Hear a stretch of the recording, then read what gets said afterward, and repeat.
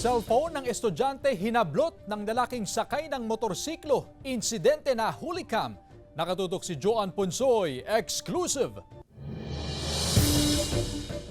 Sa kuha ng CCTV ng Barangay 4, Dagupan City, makikita ang isang babae na naglalakad sa gilid ng kalsada. Maya-maya pa'y biglang dumating ang isang rider. Saka hinablot ang cellphone ng babae. Sinubukan pang habulin ng biktima ang motorista pero hindi na niya naabutan. Kwento ng barangay chairman, nangyari ang insidente bandang alas 11 ng gabi. Isa umanong nursing student ang biktima. Minomonitor nila and then tinitignan yung magandang pagkakataon kung paano nila hablutin yan. Nito lamang Mayo nangyari ang insidente pero meron na raw na italang kaparehong insidente noong Pebrero.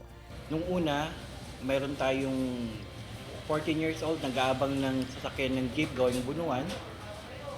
Ayun, hinablot. Wala namang magawa yung bata, hindi rin mahabol dahil naka-single.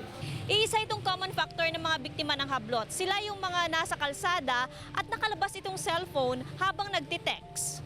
Naglagay na ng mga CCTV camera sa barangay para makatulong sa crime prevention and solution. Pero ayon sa punong barangay, responsibilidad din ng publiko na mailayo ang kanilang sarili laban sa mga kriminal. Nakikita nila madaling mahablot kasi while walking yung victims, naglalakad, nagse-cellphone. So ang cellphone kasi parang inaabot mo eh. So easy to grab. Kasama si Ron Alister Taniedo, Joan Punsoy, One North Central Luzon.